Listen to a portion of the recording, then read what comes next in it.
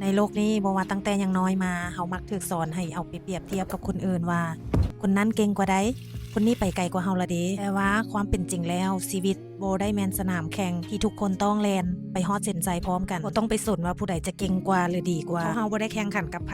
คู่แข่งเพียงคนเดียวของเฮาก็คือตัวเฮาในมื้อวานเพราะแต่ละคนมีจุดเริ่มต้นบ่คือกันมีต้นทุนบ่เท่ากันมีเส้นทางชีวิตและความฝันที่แตกต่างกันปีนี้เฮาเติบโตขึ้นได้เรียนรู้อีหยังหลายๆอย่างได้เรียนรู้และพัฒนานั่นแหละเป็นสิ่งที่สำคัญที่สุดชีวิตมันคือการแข่งขันกับตัวเองแต่ละเช้าที่ตื่นมาพร้อมผลักดันตัวเองให้ไปไกลกว่าเก่าแล้วหรือยังกล้าท้าทายขีดจำกัดความสามารถของตนเองเพื่อเป็นเวอร์ชั่นที่ดีที่สุดให้ตนเองบ่อย่าเห็นความสำเร็จของคนอื่นแล้วมาด้อยค่าตัวเองมาเฮ็ดให้ตัวเองท้อแท้และหมดไฟไปเพราะเขาเจ้าก็มีเส้นทางชีวิตของเขาเจ้า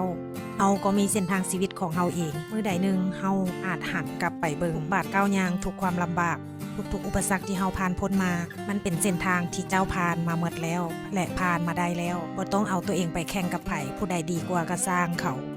เฮาดีในเวอร์ชันที่ว่าเฮาดีก่อนเมื่อวานก็โอเคแล้วก้าวยางต่อไปเด้อบ่ว่าเส้นทางจะยากส่ำใดไปยากส่ำใดเพราะความฝันของเฮามีค่าพอที่จะย่างไปให้ถึงด้วยตัวเฮาเอง